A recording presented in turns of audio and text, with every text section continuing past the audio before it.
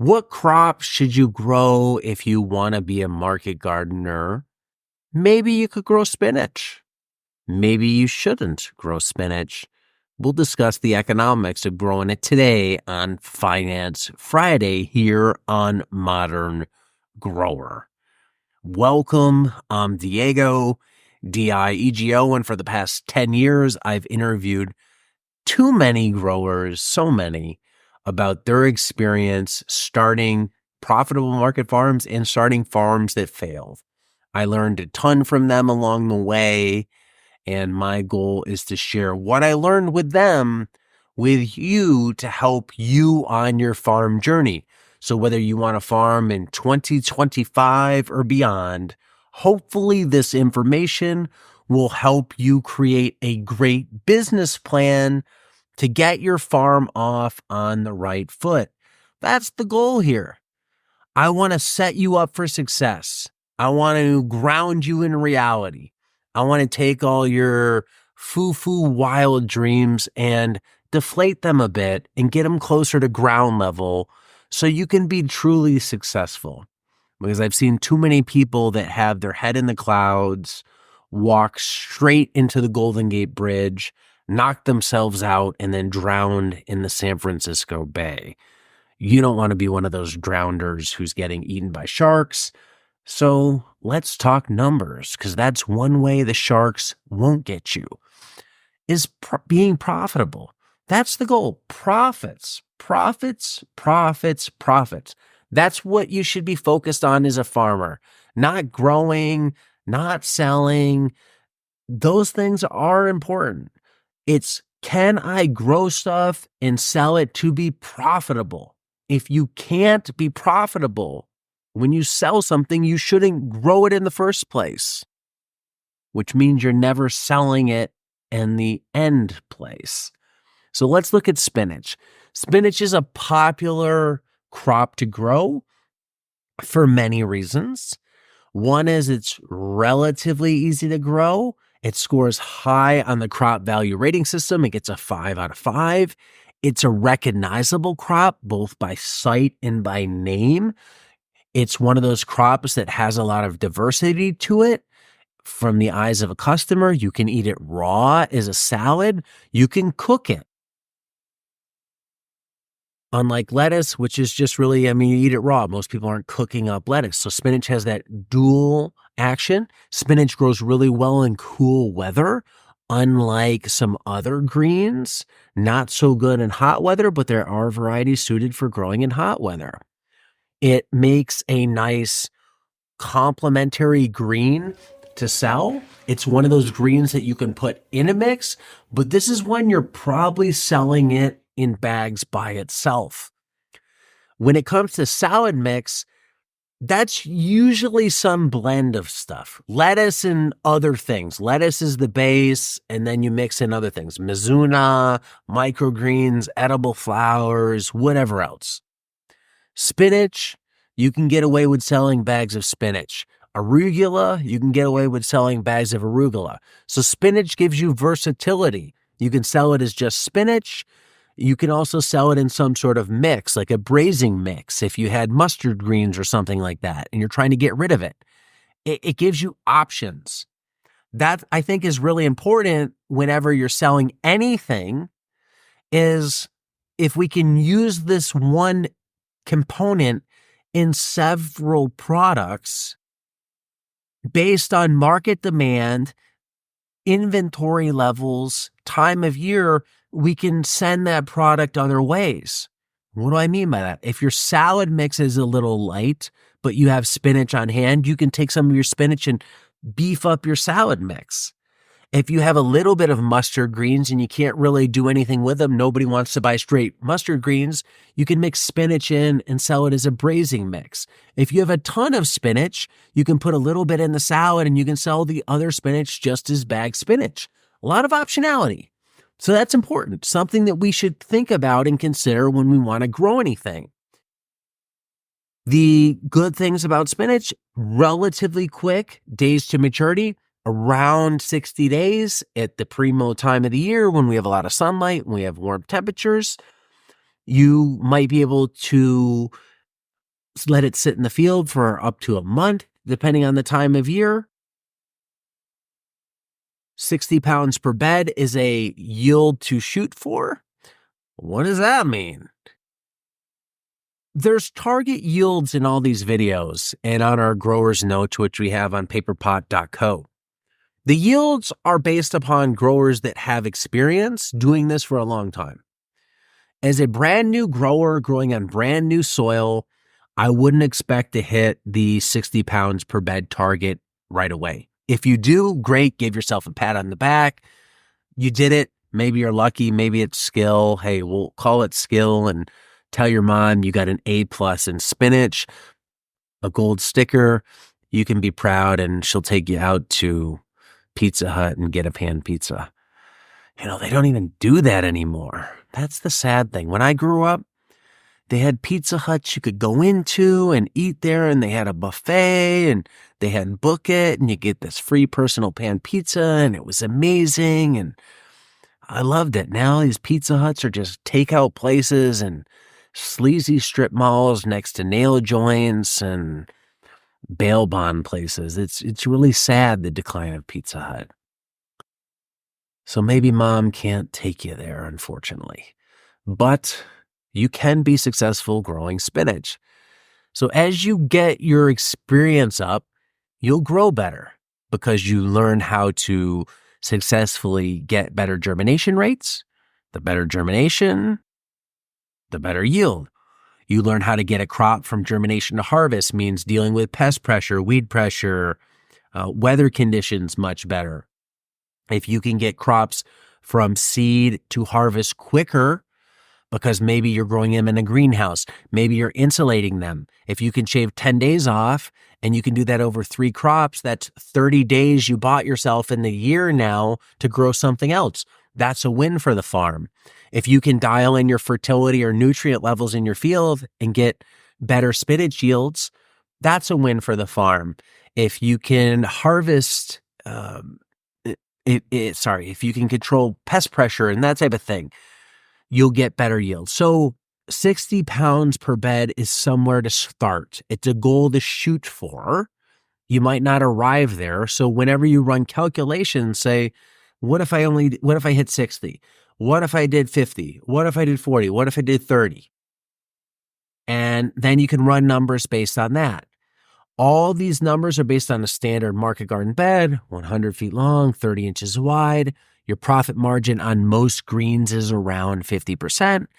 Labor's about $225 a bed, maybe a little more, maybe a little less, depending on your labor rate, depending on your experience level, that type of thing. I think $225 a bed for greens is conservative, meaning it's probably erring on the high side.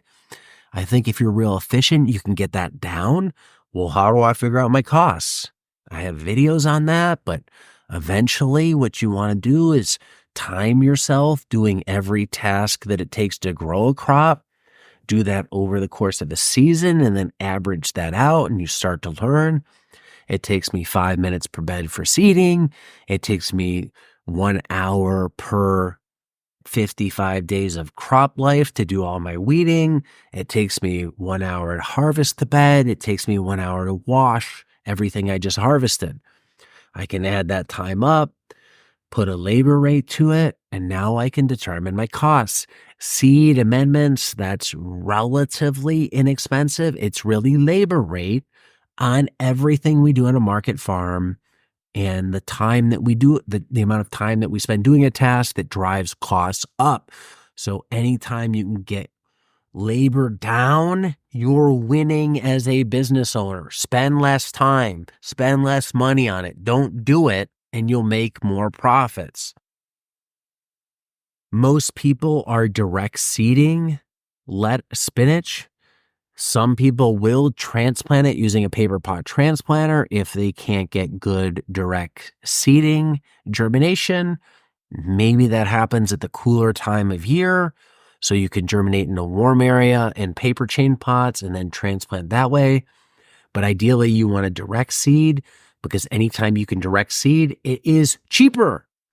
You don't have the cost of the paper chain pots. You don't have all the cost of maintaining that tray in the nursery. You don't have all the risk over 30 days of something going wrong in the nursery. So if you can direct seed, you want to do that. Most people who are market farming are using a Jang seeder, either a JP1 or a JP5 to do 1 or 5 rows at a time. Other seeders are out there. They work. I think the Jang is the most versatile. We sell it at shop.moderngrower.co. So do many other businesses. So I'm not just promoting a product we sell. I'm promoting a product that, frankly, many people sell. We have kits that we've put together for market gardeners that cover all the common crops that include a seeder and a roller. You can check those out on our website, which is also linked to below. Nothing extra special needed here for bed preparation. Like most crops, you just want a smooth bed top that's debris free. So whatever was in the bed previously, you want to get most of that biomass off the surface so the seeder can go through it nicely, so you don't have a bunch of decaying, rotting stuff on the surface that might cause issues to come in with the newly sprouting seeds or binding up the seeder. You're going to want to make sure your beds are well irrigated. I think one of the issues a lot of people have with direct seeding, why they don't get good germination, is they underwater. When you direct seed, you need to make sure those seeds are in constant contact with moisture. That doesn't mean that they are in saturated soil. It means they are wet while they germinate. There still has to be airspace in the soil, which you can kill by putting too much water on the soil, but it cannot be bone dry or seeds will germinate. And if you let up on irrigation at any point in the germination cycle, you can risk throwing off your germination. One thing you want to do is once those seeds have came up, you want to put a cultivation or weeding program in place, not just with spinach, but with any crop. You never want weeds to take over any bed because it'll create a nightmare, especially for greens. Think ahead to how we're going to harvest these greens. Spinach grows up in the field. It's looking lush. It's looking nice, looking sweet and beautiful. We go to harvest it and it's like, oh, there's dandelion in there and there's thistle and chickweed and fat hen and all this other stuff. How are we going to harvest it? We got to harvest around all these weeds. We can't use our greens harvester down here because we're going to be cutting everything. It's going to be a mess. So get weeds early and often. That's the motto. That's how you want to go after weeds in the garden. Get them small when they're at the thread stage. Thread stage just means that you're getting them when the weeds are small, thread thickness, not big, fat. You want to get the skinny ones. So the anti-Sir Mix-a-Lot style of weeding, you don't want the weeds that got back. Once those spinach greens have matured in field, about 55 days later, you can harvest them either by hand or using a quick cut greens harvester. You may need to wash them. You will for sure need to bag them when you're done at the end. Whether you wash or not is determined by your market and the conditions with which you grow. How clean are the greens? Is there bugs on them? Is there dirt on them? If there's not, you can probably get away with selling them unwashed. You're not trying to, pull the hood over on a customer and scam them like, we just sold them greens that weren't washed. It's nothing like that. You're just saying, please wash before eating. Wash before eating. You're telling them to wash them before eating. You're not saying any sort of misdirection here. You wouldn't want to wash because, one, it could potentially shorten the life of the greens because you're now introducing them to water. And when you get water sitting between leaves in a bag, that's where you tend to get rot occur. That kills the shelf life. And shelf life is one of the main benefits that market gardeners have selling greens is they usually can win on shelf life versus imported greens. So if you don't introduce water to the greens and you keep them as dry as possible, they'll last a long time in a bag, in a container, while they sit on the shelf in a fridge. Great for chefs, great for home consumers. Washing is also an expense. You have to put it in, bubble it, wash it, take it out, dry it on a salad spinner of some sort, maybe hit it on a greens table. Yes, you can QC it and stuff like that in the process, but it's an added cost. And if you can't get rewarded for that added cost by charging more for the product, or if your customer doesn't demand it, you don't want to do it. So think about that when it comes to greens. In general, greens are big winners for farms. Of this size, most farms grow them. Most farms greens are going to occupy a significant chunk of the top 10 crops they grow, both in terms of volume and profitability.